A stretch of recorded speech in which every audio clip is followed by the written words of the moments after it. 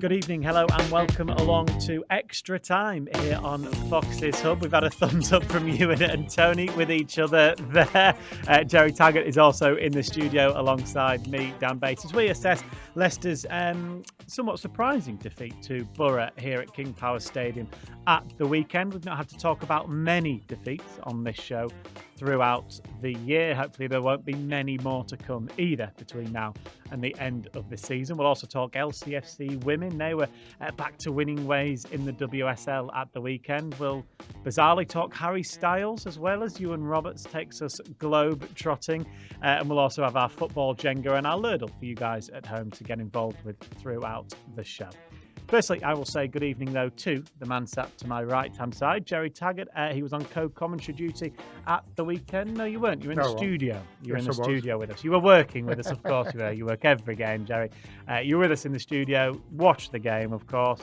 We'll get onto that in a moment. But other than that, did you have a nice weekend? Yeah, pretty quiet, to be honest with you. Pretty quiet. Well, there we go. We'll move on then. Do you need me to talk about the game right now? You're going to leave that to them too. Ewan and Tony, surely you can trump Gerry's very quiet weekend now. One of you has to at least.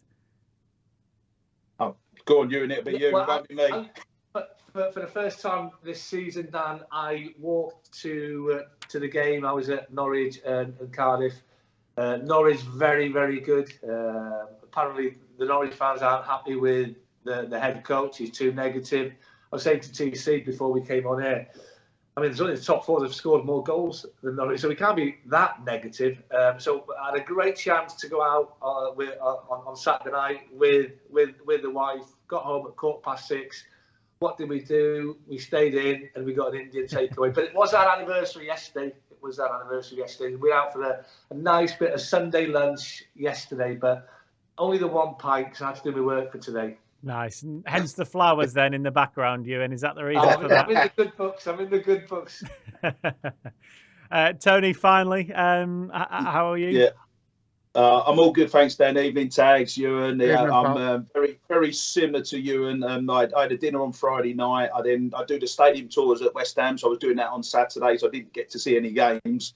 And then I was very romantic yesterday as well. You know, Valentine's has just gone, so we stayed overnight in a hotel, and I think it's the first time we spoke to each other all week, so it's probably a good job we done that, you know. So, but that was it, a romantic weekend, Dan, it was. Very nice indeed. Well, right, I feel left out. Yeah, let's get on to it. I feel like I've missed out. That's 2 days that's just gone past. I'm never getting back, and these two have been up to all sorts. Yeah. Nothing romantic now between you and your wife, Gerry. I know, yes. Let's talk football then, because no one wants to hear any more about this. I mean, people probably don't want to hear too much about the weekend. It was a disappointing game in a way, Gerry. A game that could have ended 5-2 to Leicester. In the end, it was a 2-1 defeat. Yeah, I think, you know, when you look back at the game, obviously the result is disappointing. It's always disappointing when you lose. And also in the way that the goals were conceded, especially, you know, I think Matt said it in commentary that Middlesbrough were a threat on the counter attack on more than one occasion, and obviously more than, you know, the 2 times that they did convert those chances. But you look at both goals, and that's a little bit frustrating as well. The way the goals are conceded. I thought the first goal, there was a definite foul on James Justin, which I think, I don't know if the referee seen it. He must have been looking the other way, in my opinion. And then obviously it's a poor pass from Steffi Mavididi for the second one, trying to get it back to James Justin. And you know, credit to Middlesbrough for the way they set up defensively. They tried to frustrate Leicester. And they did a good job of that for the most part. But you have to say, you know, Leicester created a bag full of chances. And for whatever reason, they just couldn't seem to hit the back of the net. So a bit frustration, but bit of frustration, should I say, but nothing to get too worried about or too heated up about. Good evening to Jane and Lisa, who have got in touch with us on Facebook. Hello as well to Wally on YouTube. He says he was at the game at the weekend. Andrea says, good evening, devastated about the loss, but we should have won the game. And Ray, as always, Bubba is involved with us. Evening, lads. Horrible day Saturday, but it sets up a real 6-pointer on Friday. In Enzo, we trust. Yes, we will get on to that Leeds game a little bit later on during the hour that we're on extra time. But Ewan first, then Tony, as Gerry's rightly talked about in the game. It was a frustrating afternoon for the Foxes. I mean, that's a great way to describe it. A frustrating 90-plus minutes. I mean, I couldn't believe my eyes when I looked at the score at half-time at Carrow Road, and it was Leicester 0, Middlesbrough 2. I always fancied the lads to get back in the game with the goals that's in that Leicester City team.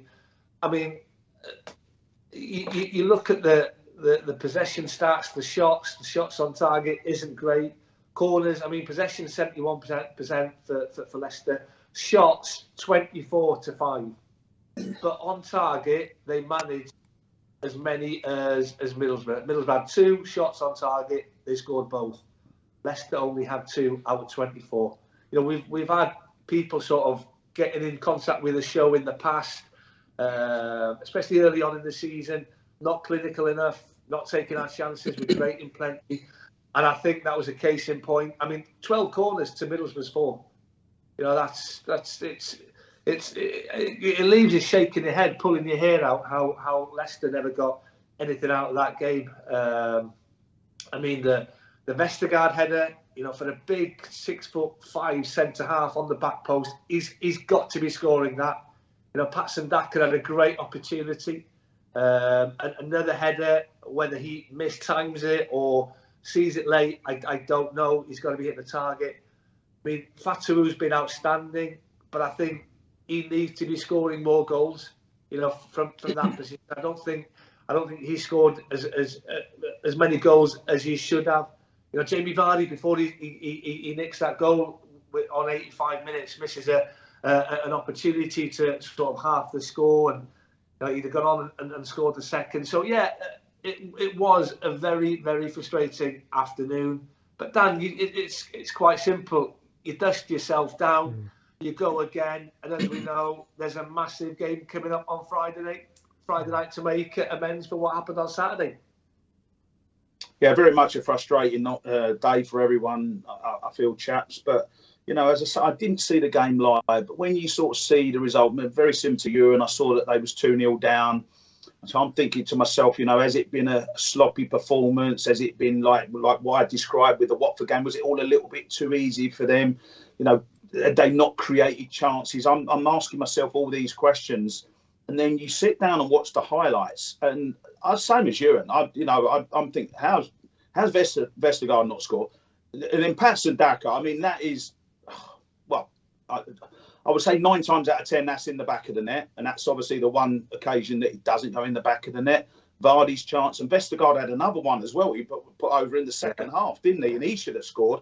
So, of course, it's frustrating to lose, but it's so a normal part of Championship football that you're going to have these setbacks. You're going to have the days where it just, whatever you try, the ball ain't going in the back of the net. And we've been there as players as well. Sometimes you can create so many chances. And we're talking clear-cut chances. Let's be frank about it. We're not talking half chances or maybe chances. These are 4 incredibly easy chances, if you like, that normally the boys would tuck away. So it could quite easily have been the other way. And, those 2 of those chances were before Middlesbrough even got anywhere near to scoring. So it could so easily have been a different result. But, yeah, it is. Dust yourself down, move on. Fantastic game to look forward to on Friday night. But, when you lose, there's ways of losing. And I think if you're creating chances like that, then there's not too much wrong. That's my opinion. Yeah, I think that's the overriding factor. I think, when you listen to Enzo's interview as well after the game, he's pretty philosophical about the whole scenario on Saturday. And, the bottom line is, Leicester just had one of those days. You can't criticise Leicester for the lack of attacking football, their lack of chances created. You know, Elvis wrote a song. You know, do you ever have one of those days? And that's exactly what Leicester had. They just had one of those Don't days. sing it, Tags. I'm Don't not. sing it, Tags. I'm not. But I just think, yeah, we can sit and dissect the game from front to back, from the start to finish, all you want. But you know, I think Ewan's come up with the stats, the amount of shots Leicester had, and the biggest frustration is the amount that were on target. You know, if they had had a few more on target, the ball ends up in the back of the net at least once, maybe twice, like you say. And we're all going home happy with a smile on our face. So, you know, the positives to take out of that game on Saturday is the chances created. And, you know, as Tony rightly said, if you're not creating chances or you're a centre forward who hasn't had a sniff all game, you're walking off the pitch, you know, shaking your head, thinking, how am I going to get on the score sheet? That was not the case on Saturday. There was lots of opportunities for people to put Leicester in front, and for whatever reason, it just didn't happen.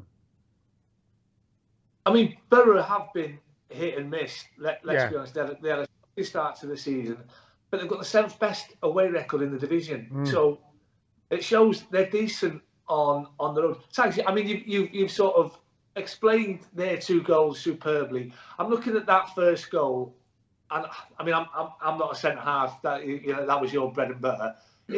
I think Fass is gone far too close to Lewis O'Brien. I don't know, mate. What do you think? Yeah, I mean, we could sit here and dissect the whole thing. I think the problem that what Fass had was he goes in, he leaves the ground, or he goes to ground, should I say, and he doesn't win the challenge. And as soon as he doesn't win that challenge and finds himself on the floor, he's behind the 8 ball. He's struggling. And obviously, they recycle the ball. McCree, who I think was excellent for Middlesbrough on Saturday, you know, obviously drives up the wing. Fast cannot get back, and it's a bit of a tap in. So, yeah, there's issues with the lead up to the goal, Ewan. But as I say, we could sit here all day and analyse each and every goal, and you could analyse the second goal that was conceded as well. The 2 centre halves are far too far apart. Were they ready? Were they expecting that short pass from Mavididi to James Justin? If they were reading that, they would have been closer together, so the gap wouldn't have been as big for Silvera to get in and finish that. But sometimes you just got to try and understand the way the manager wants to play, and that throw-in was set up for the ball to eventually find its way to Wout Fass on that far side, but because of the short pass back, Middlesbrough, who were very, very well rehearsed in that counter press, you know, pulled it off magnificently, and they were doing it all game. They had the strangest formation, I have to say, I've ever seen in a game of football. And you know, they had 3 centre halves, 2 wing backs, so they're defending with 5 defenders, 1 in midfield, 3 up top, or 4 up top, but only 1 in a number 9 position, and 3 across the middle of the park, stopping Leicester trying to play out. So you could say let it work to its see from that throw in for the second goal. Yeah, that was one thing I think a lot of people did, including Gerry, including Matt and David Nugent at the weekend. A lot of credit did go to Michael Carrick, Tony, for the job that they did in their setup, and they've got 6 points against Leicester this season. Not many teams have got any against the Foxes, and they've managed to do the double over them. Yeah, and credit to Michael Carrick. Sometimes you have to give credit where credit's due. You know, Tags has explained about the setup and how sometimes you can look, and we all know how Leicester play. You know, there's no secret to how Leicester play. You know, you're not going to the KP and going, oh, I can't believe Ricardo's in the midfield position, because we all know he's going to be there. You know, so you know, they can work really hard in training. They can put sessions on. You can get the reserves or the youth team to set up like Leicester do, and then you can then practice. And I'm pretty certain Michael Carrick would have done all that in training, because, you know, what's your other option? Go to the KP, play 4 at the back, and let's try and outplay Leicester. You're not going to do that. So, you know, as much as it's frustrating and as much as we feel that Leicester should have taken their chances, etc., you know, sometimes you have got to give credit where it's due. The other thing I would say, I mean, I said about the chances being created, it's all right creating those chances, but they've got to get the shots on target. And, you know, I think when I did my commentary at Watford the week before, there was lots of good passing movement, but very, very few shots on target. And I looked at my notes, I refreshed my notes, looking at the Leeds game that we're going to talk about coming up at the weekend, the home game. And I looked at it, I think there was 10 shots, but only one on target. And I think what I'm trying to say is it's all well and good creating these, what are fantastic. They're not half chances, they're clear-cut chances, but you have to take them. And the higher you go in football, the higher the level you go, the more the top players take their chances and that. And I'm not criticising anyone because Jamie Vardy, I'm never going to criticise Jamie Vardy, but, you know, you just have to take those chances because it makes a massive difference to the game.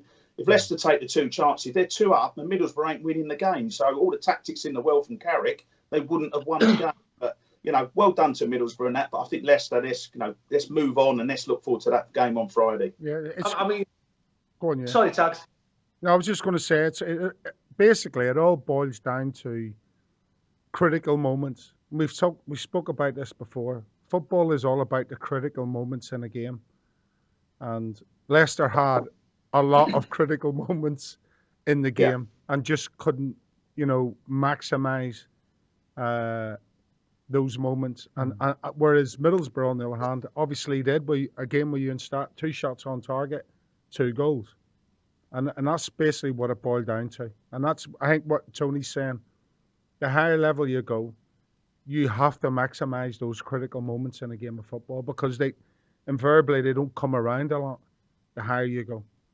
So you have to be ready to pounce. And the same defensively. You know, if you're going to go in and make a challenge and go to ground, you have to win that ball. You know, if you're going to receive a throw in under pressure from your fullback to give it back to him, that ball has to go back. That ball has to make it to the fullback. You can't just, you know.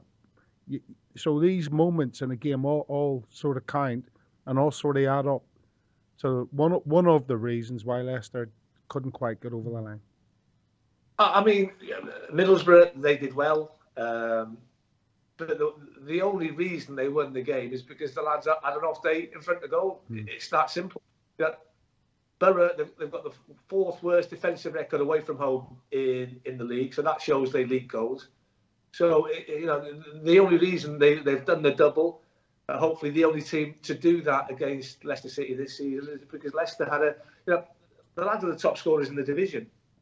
You know, by a country mile. They just had an off day in front of goal. And I was looking, we're disappointed, we're frustrated, lost the game.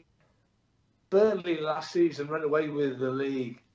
They had 73 points after 33 games. You know, when people are speaking about that Reading team who have got that record point tally of 106 in the 2005-2006 season, they had 4 more points than Leicester at the exact season. And they weren't fighting against 3 of their absolute juggernauts in Leeds, Southampton and Ipswich, who have had an unbelievable season. So I think when you put everything into context, it's a defeat, it's disappointing, especially when it's at home against a team that you would have expected to, at the very least, get a point from. But you stick together, you get into training, you enjoy that, you do your work, and you move on to Leeds on Friday. Yeah, I mean, I'm not for 1 second suggesting Leicester will win all their games remaining between now and the end of the season, Tony. But if they do, they could end on still 117 points, which is still an unbelievable feat. And then you think about, okay, they might drop points in X amount of games. They're still on course for an incredibly strong season. Yeah, absolutely, Dan. And, you know, I think the records are great. And, of course, you'd like to beat records and that. But I think it's just, you've just got to deal with what you're dealing with at the time. And I think, you know, looking back at my career as a footballer, you don't have time to dwell on things because everything's so quick. Everything's so quick. And, all right, you might score a hat-trick and then all of a sudden the next game's round and that, and then you have a stinker and that, and then you think, oh, my God, it was only this time last week, everything. So things can turn very, very quickly in football.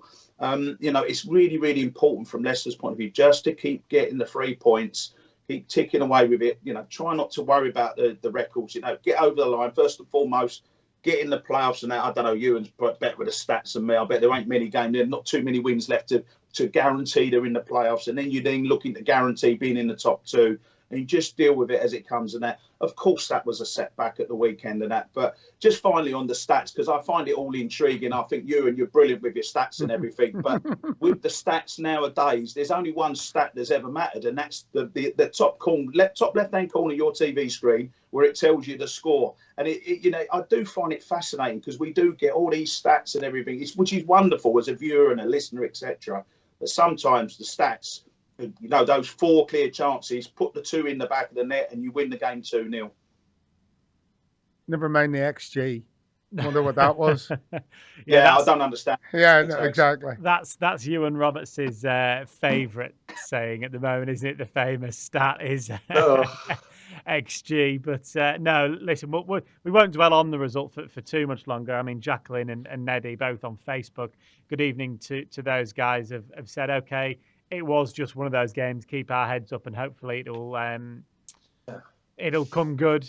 Will says we don't care about the records. Similar to what Tony's saying, we don't care about the records. All we want is Leicester to go back up, and then we'll see what happens. Yeah. Saturday was just a wobble, and I think you do get the sense that will be the mood, because it was, as we've already alluded to, huge chances for 2 for Vestergaard, 1 for Daka, 1 for Vardy, all off the top of my head. And on another day, Ewan and then Tony again, it could easily have been, like I said at the very top of the show, a 5-2 victory. Oh, quite easily if the lads had taken the chances. We're not talking half chances.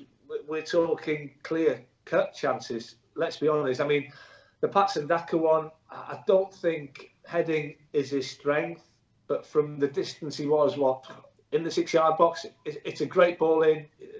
So well picked out by Fatu with that left foot of his.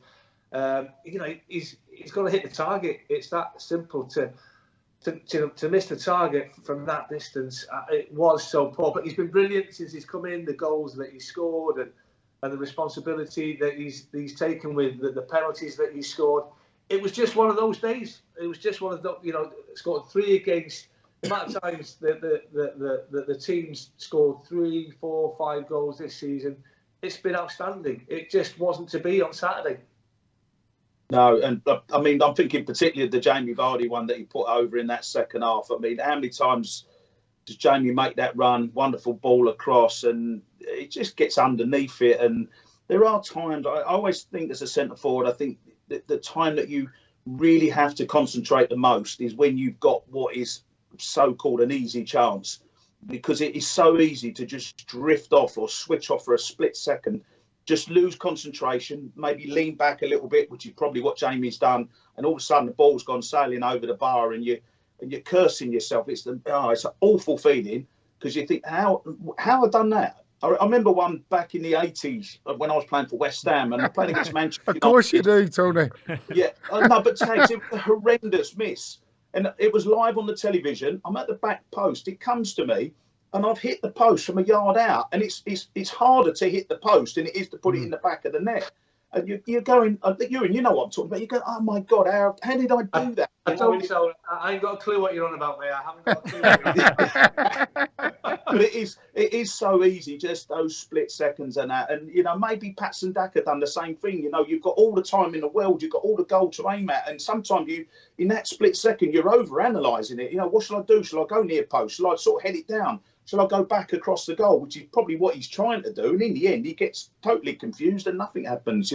It can happen. But, I do want to praise Jamie for his goal, because I thought it was a fantastic pass from Tom Cannon. That sort of pass, that is Jamie Vardy. He's made a great run. The ball, because it's played first time, it's exactly what Jamie wants. It's in front of him, gets it out of his feet. And there never felt any doubt that the ball was going in the back of the net. So, of course, there was a bad miss in there. But I want to praise him for his goal, because that was a tremendous finish as well. Yeah, an interesting change, Gerry, wasn't it? To see Cannon at half-time and then to see him go out on the left-hand side. Yeah. In the end, he created 3 or 4 of the chances in that second half, including, obviously, the assist, as Tony rightly said, was a brilliant one for Jamie Vardy's goal. Yeah, I think he made some unbelievable runs on Saturday and never got the ball. And obviously, when he did get the ball, he created that chance for Jamie, that he had that assist. And I think, again, when you analyse that goal that Jamie Vardy had, that was quick football. You know, it was a quick ball to Tom Cannon. Tom Cannon, one touch round the corner, over the top. Middlesbrough had a higher line. And because of that, and where Tom Cannon plays the ball into the space in behind, it enables Jamie to get on the end of it, get away from the defender, and another top drawer finish. It has to be said. If there's any slight criticism, then it was, to my recollection, more in the first half. They were slowing the play down, and I'll go back to Middlesbrough here. They were very well rehearsed in getting back in numbers, getting deep, setting up, and then moving from there. So Leicester, we're finding it difficult, especially in that first half. So I'm just wondering if Enzo sort of tweaked it slightly and said, right, we need to get the ball forward quicker when Middlesbrough have got a higher line, because I think in the first half it was just a little bit slower. I'm not saying it was mundane, it wasn't. But Middlesbrough had a lot of bodies in the box in that first half defensively. And it just caused a few issues for Leicester City in that first half. So in that second half, with Tom Cannon coming on, he gave them a slightly bit of a different dynamic with his running off the ball. It was unlike Mavididi, who likes to get the ball to feet and then terrorise fullbacks and whatever else. This was more about Tom Cannon's running off the ball, which was excellent. Leicester had 76% of the ball in the second half, which was compared to 66 in the first. So they saw more of the ball. Yeah. They also had more shots in the second half. So you think it was to do with maybe the tweaks that Enzo had made? I think so. I can't be sure. Yeah. I'm only going on my own recollection. Why it was a little bit easier for Middlesbrough in the first half than it was in the second, because basically Leicester, put them to the sword for the majority of that second half. And I know Middlesbrough did have the odd counter attack, but you'd have to say that they caused a few more issues, Leicester, goal-wise, or goal-mouth-wise, should I say, in that second half. Before we move on to talk about the game with Leeds on Friday evening, let's do the first of our Lurdles this evening. This is a chance for you guys at home to get involved with the show. We're going to play 4 snippets of commentary from a Leicester City goal. Each snippet will get longer and longer. The clues will get easier and easier. All you need to do is tell us who scored the goal and who it was against. So this is clue number 1. Here's Ndidi again, right-hand side, plays it into the penalty area.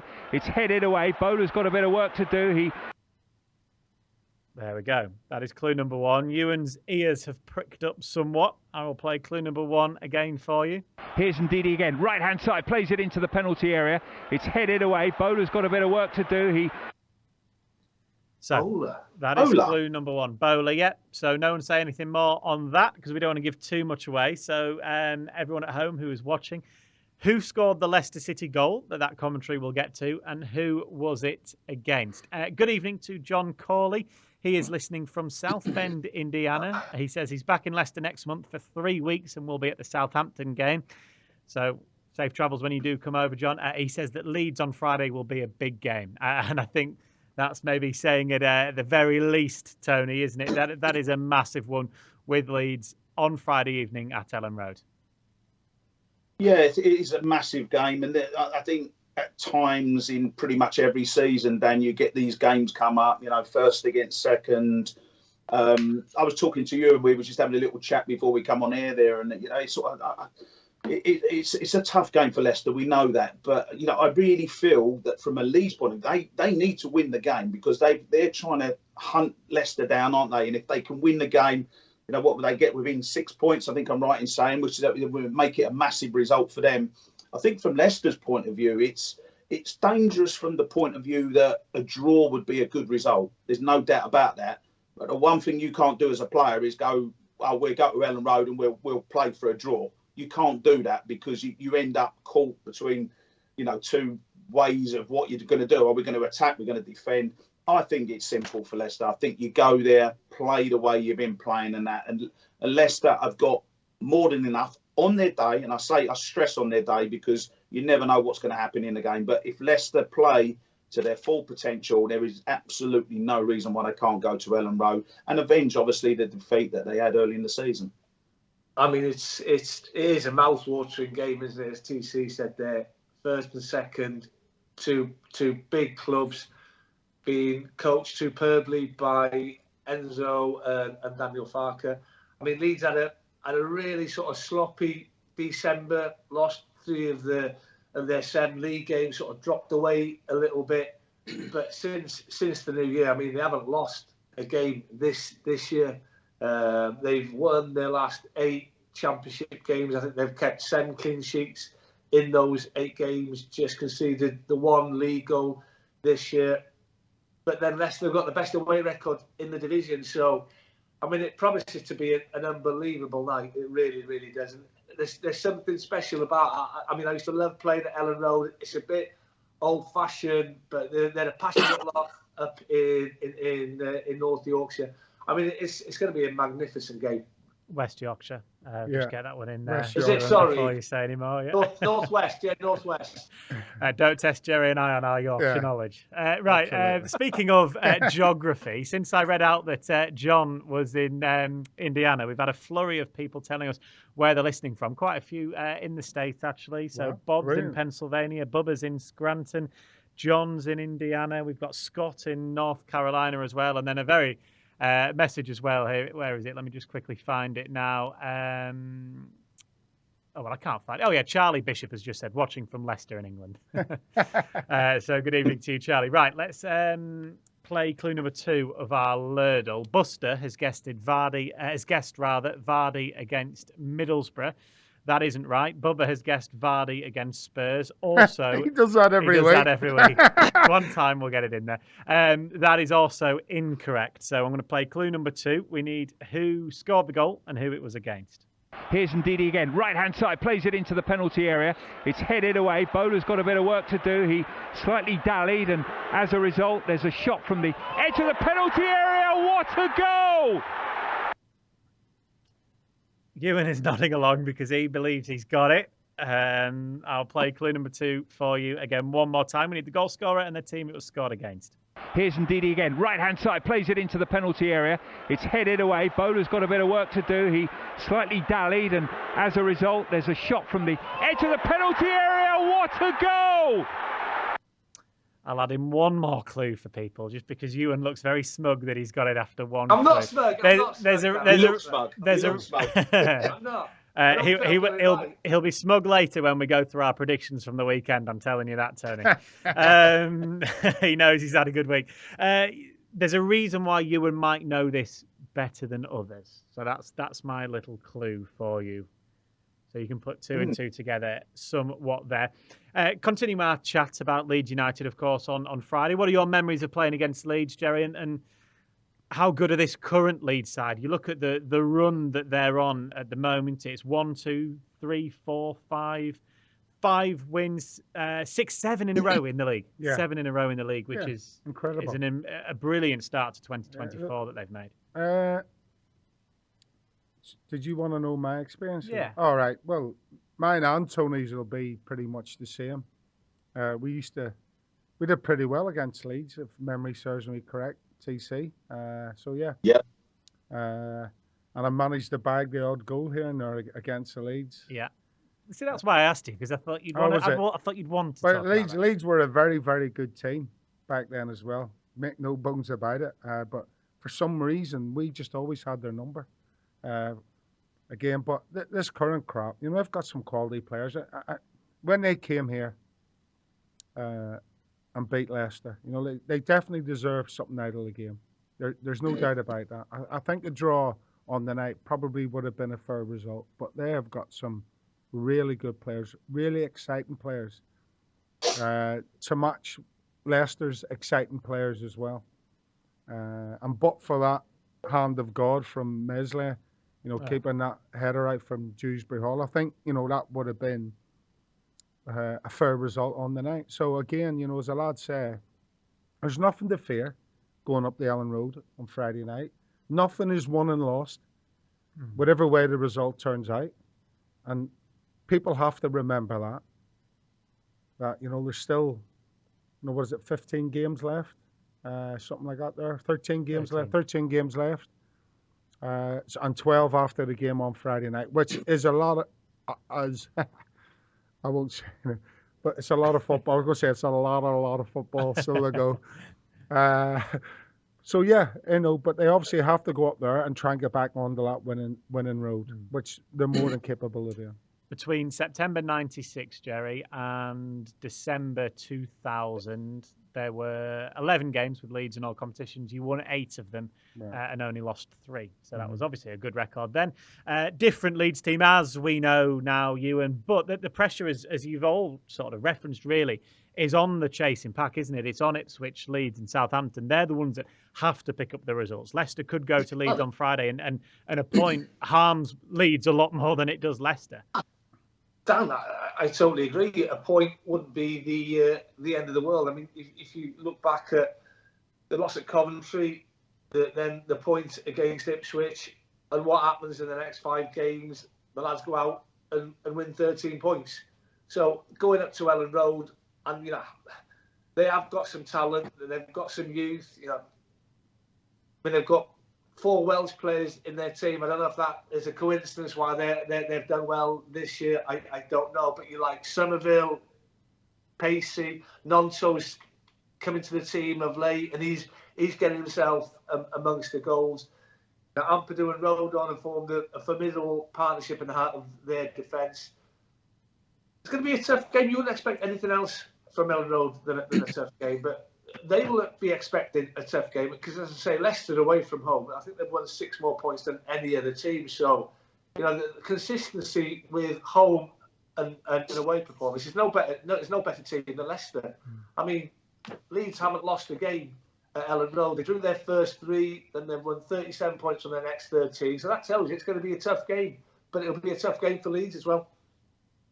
Yeah, Tony. I think it'd be interesting. Yeah, I think it'd be interesting. I'm just looking at the league table as well, and obviously with the top 2 playing each other, I mean, Southampton will be licking their lips because by the time they played the game on Friday, they're going to have 2 games in hand. So are Ipswich.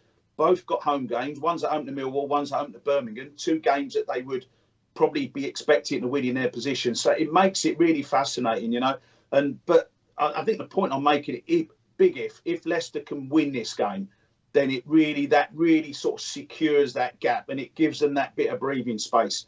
If you do lose, as I said, 6 points, if the other 2 win as well, then they're all breathing down your neck and that pressure's really on.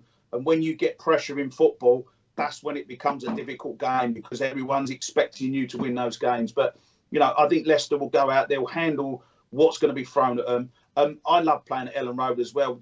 Dan, it was one of those teams that I had, one of the big rounds that I hadn't scored at when I signed for Leicester. I've never scored at Elland Road, and I scored 2 seasons running there. We won 1-0. I think we might have lost 2-1 the next one, but it's a wonderful traditional ground.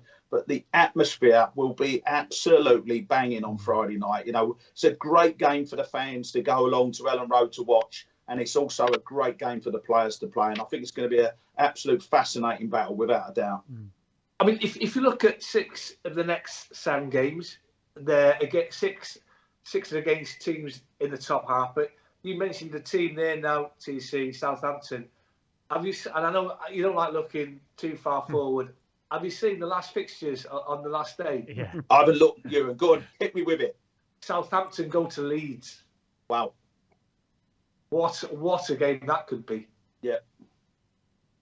But there's some tough games coming up. Sunderland, they've just sacked their manager. Hull, they're going for the playoffs. Obviously, Southampton at home. Bristol City, they're not too far away from the playoffs.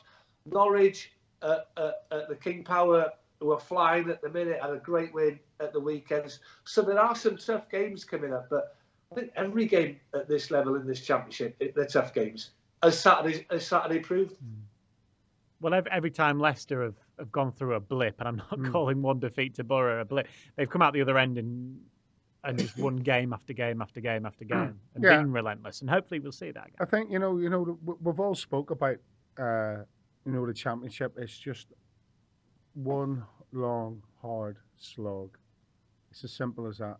And probably more than anything, mentally, it's just never ending, basically, and I think sometimes You know, when you have a defeat and you analyse that defeat, then more often than not, the reasons behind that defeat come into, you know, mental fatigue or not being mentally on the ball for the full 95 minutes. So it's a chance for Leicester to reset and go again on Friday night, because let's face it, mentally they have to be, and I'm sure they will be, on the ball for this game. It's a massive game. There's no getting away from that. So mentally, you'd expect both teams to be absolutely on the ball for this game on Friday night. We have a very confident Brian on Facebook. He says, normal service will definitely resume at Elland Road. No problem. Leeds 1, Leicester 3. Let's hope you're correct. Speaking of Facebook, Buster has had another guess at tonight's Lurdle, and it's incorrect again. He said Vardy against Watford. That's not right. So I'll play you clue number 3 now. Remember, we need the goal scorer, which I think comes here, and the team that it was scored against, please. Slightly dallied, and as a result, there's a shot from the edge of the penalty area. What a goal! James Justin! Oh, that is sensational! There we go. Do you want it one more time, Gerry? I'll play it one more time. Is it this season? Clue number 3. Slightly dallied, and as a result, there's a shot from the edge of the penalty area. What a goal! James Justin! Oh, that is sensational! Oh, I've got it. Swansea. Oh. It's wrong anyway. It's wrong anyway. That's the other one. So let's move on quickly. Let people get their guesses in. Shall it's we? The other South Wales team. Well, nicely, pretty much given away then. Hopefully, those listening in America might not know the geography too well with the South Wales. So hopefully that might help us out a little bit. Final word before we move on to our globe-trotting then. Jamie Vardy, Tony, will be really hoping he's in the starting 11, won't he? You imagine for that Leeds game. He missed one really good chance, didn't he, at the weekend, then scored one. We know the links, obviously, with Leeds and Yorkshire that Jamie Vardy has as well. He'll be chomping at the bit to start on Friday evening and revel in that atmosphere that you've referenced. Well, I think that's the thing. I think when you've got these big games, I think the bigger the game, the better Jamie performs, and the more he likes to wind up the opposition fans. And, you know, him playing at Elland Road, you know, that might be daunting for some players. But as I say, I think someone like Jamie just takes it all in his stride. And, you know, he came on, didn't he, last 26, 27 minutes, scored his goal. Obviously could have had another one and that. But you know, we've seen with Enzo, I wouldn't say he's rotated the strikers, because he doesn't seem to do that. He seems to get the players in, and then it gives them 2, 3, 4 games on the trot, and then maybe then look at something else, or if someone comes on and scores, which Jamie's done. So it would not surprise me at all if Jamie was to start the game, and that's taking nothing away from Patson Daka. He's been fantastic. They've all been, you know, everyone who's played in that centre forward position. You know, I just put myself in. If I was in that position, I'd be so frustrated, because I just want to play. It's such an excellent Leicester team, creating chances, and you just want to play in that. But there must be a great team spirit, because when the players come on, there's no moaning, grumbling, you know, scowling at the manager or anything. They all come on, they all do their jobs. But it would not surprise me in the slightest if Jamie Vardy starts on Friday, and if he does, it wouldn't surprise you if he scores, because this game's made for Jamie Vardy. I mean, 5 in his last 6, 10 in 23 appearances in the Championship this season. And what I liked about his goal, it's a fantastic finish. He puts his laces through it. I mean, there was no doubt whatsoever when he raced onto that ball that he was going to miss that chance. And that's what I admire about him so much. It doesn't faze him if he misses a chance which he should score. I think the defender did well for the chance that he missed, because I think he just did enough to put him off maybe. But when he raced through, there was absolutely no way he was missing that. And that's what I like. He just dusts things off, doesn't really get worried, too concerned about missing a chance. He's just waiting for the next one. And when the next one comes, he's making sure that it's finishing in the back of the net. Right, before we do Globetrotting, we might as well do clue number 4 for our Lurdle. John got it after 2 guesses. So even before we heard that it was James Justin, he got the team and the goal scorer, despite Gerry's pretty much giving it away clues about being the other one other than Swansea and South Wales. Michael and Bubba have said, is it James Justin against Stoke? No, it isn't. Philip Howard, though, has got it correct on Facebook. So we'll play clue number 4 for you now, see if it refreshes your memories. James Justin! Oh, that is sensational! I say the edge of the penalty area, that doesn't do it justice. That's got to be 25 yards plus. His second goal of the season. And that is absolutely brilliant. He's gone towards the thousands of Leicester fans in the far corner to celebrate that goal. Well done as well to Andreas, who throughout that playing has guessed James Justin against the correct team. I'll give people a few more minutes to get their answers in before we reveal who it was. Right, it is time for Iwan Roberts, though, to take the reins of the show. I promised you Harry Styles at the very start of Extra Time this evening. It's now time for him, Iwan, isn't it? It certainly is. I was watching, like probably the rest of you, I was watching Luton v Man U yesterday, and they panned into, I'm not sure if it was a director's box or what it was, or where it was in the stadium. And I saw big old Mick Hartford. Great to see Mick looking so well. You know, he hasn't been well of late. I think he's suffered from either bowel or prostate cancer, but he's on the mend. He's sort of fully recovered, I think, from that. And I was looking next to him. Who's he with there? Is that his son or is that his nephew or whatever it was? And he was sharing his mints with him.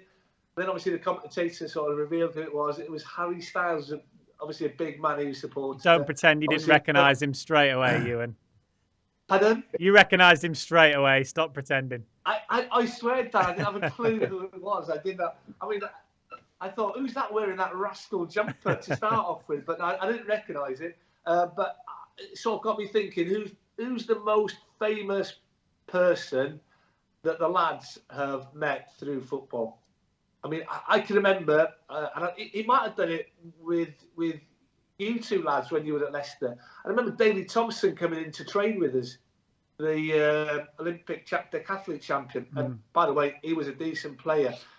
He came, I think he was he was good mates with Mark McGee or something like that. But he used to come training with us.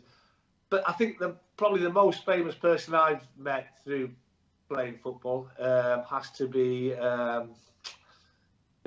Elton John in my early days at Watford. He was the chairman, of course, and I think Ben Taylor left to go to Villa, and we were supposed to go to China on an end-of-season tour. We had no one to take us, and Elton John and John Reid, his manager, decided, yeah, we'll take the team. And one day he ended up joining in training with us, and there was a 50-50 between himself and Tim Sherwood.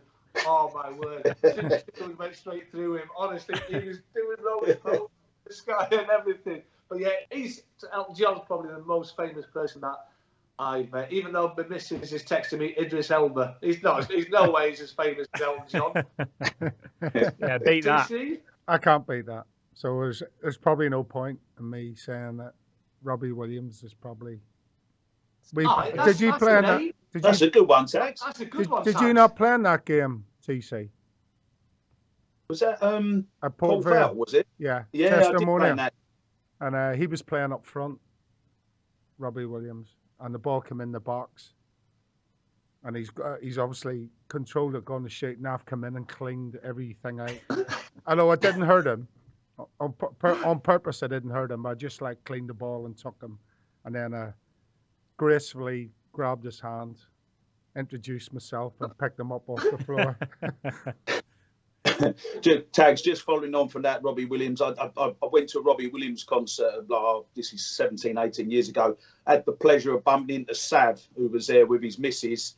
And all of a sudden, Sav's going, "Oh, follow me. I'll take you backstage and all that." I thought, "Yeah, all right, Sav." You know, we went through all these shortcuts and everything, and then all of a sudden, we ended up in this room out the back.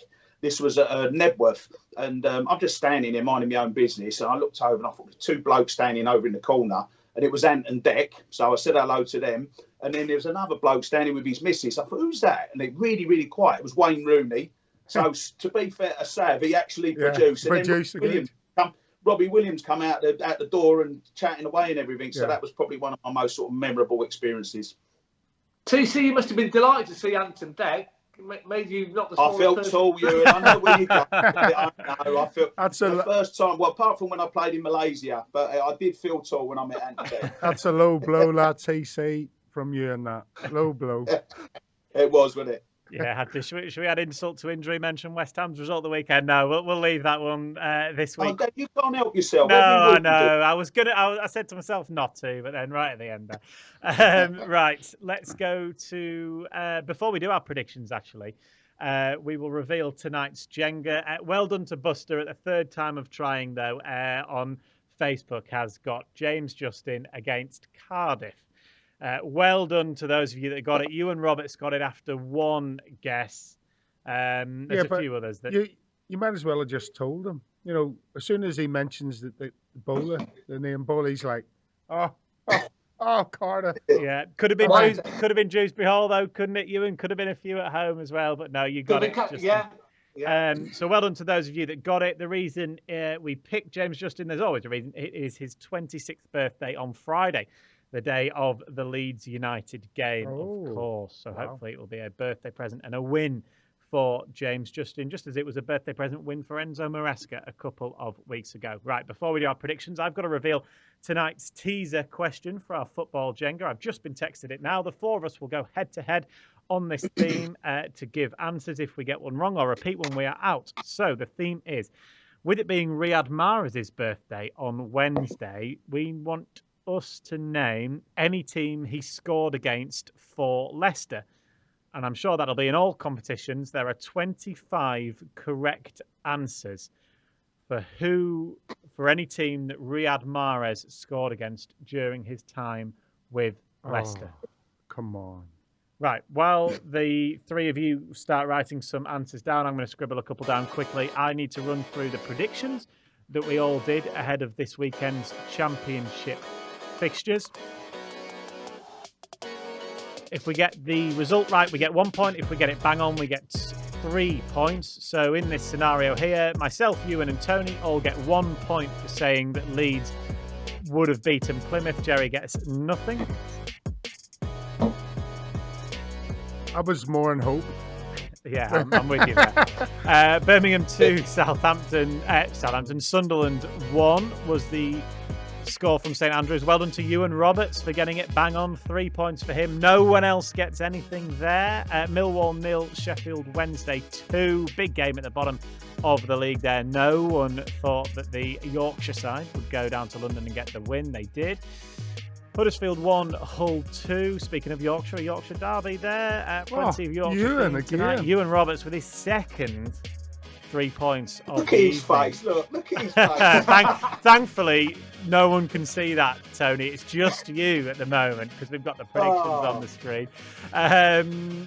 Finally, Stoke 0, Coventry 1. Ewan with 1 point this time. Thankfully, not all three. Everyone gets 1 point there for Coventry beating Stoke away from home. Let's see what that's done to the table. Yes, no surprises there. Ewan with 8 points this week. Get in. Has put him second now and only 4 points behind me. So I'm feeling you coming, Ewan. Tony got 2 points this week, as did I. He's on 60. Matt and Gerry with just the 1 point this week. They're now bottom of the table. Matt won't be happy when he comes in next week. He's not been happy for a long time, man. Don't worry about that. To see that. Right. Okay. The theme for our football Jenga is any teams that Riyad Mahrez has scored against for Leicester in all competitions. So we'll each take it in turns to do an answer on that. If we get one wrong, we are out. So let's start with Iwan Roberts for us this evening, please. I'm gonna go Chelsea. Yeah, I will go next, and I will say Manchester City. Gerry, next, please. You're not struggling, all right? I'm on the back foot. Sheffield Wednesday. Because he showed it the other night. That'll be you, Tony, please. Yeah, where's our sound effects gone, Dan? We normally get the ting or something. Where's the ting gone? Oh, can you not hear that? I haven't. No. Okay. Right, Well, it's thrown okay. you off then, has that, Tony? Well, it has, yeah. I mean, the only one that I was absolutely 100% certain he scored against was Man City. We've had that already. But I'm going to take a guess, and I'm into guesses already because everyone scores against. So I'm going to go West Ham. Correct. There was a ding there, Tony. I'm going to... Tottenham Hotspurs. Well done. I am going to say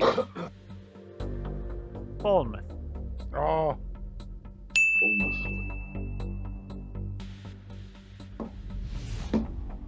Arsenal.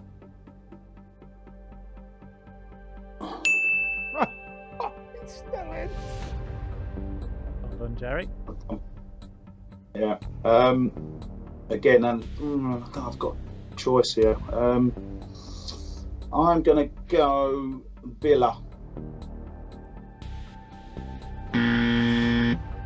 No, unfortunately not. Was that a no, Tony. was it? Yes, Yeah. yes. There was a negative klaxon there, so you are out. So it leaves Ewan, me, and Gerry. Ewan, you're up next. Crystal Palace. Yeah, nice. I will say Watford. Oh. Oh. Struggling. Is it any game? All competitions. All competitions. I'll go Copenhagen.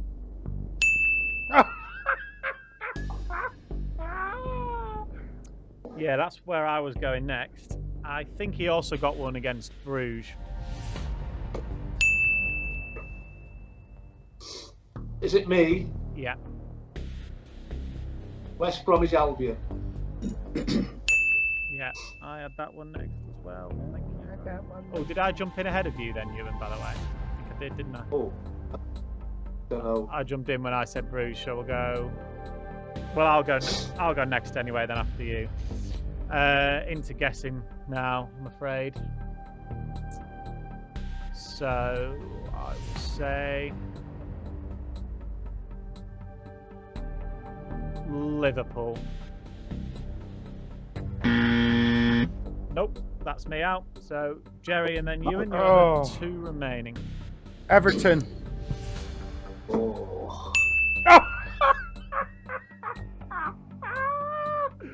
He's still in it.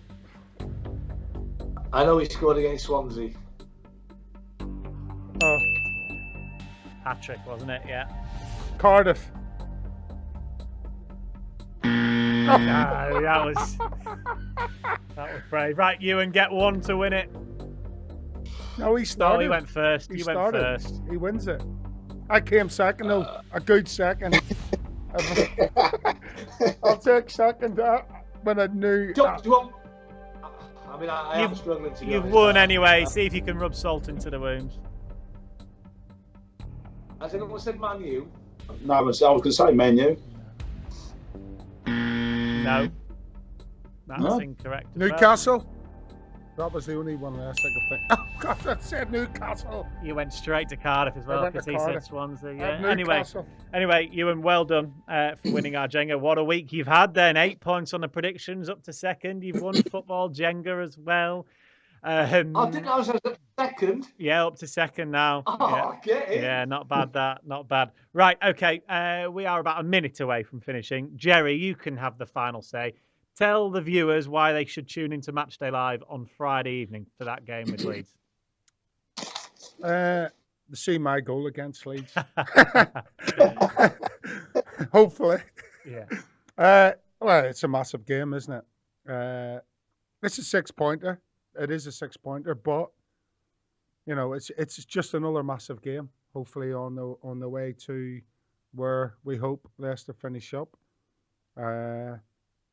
And you know, it's against a team that are in form, so it should be an absolute cracker.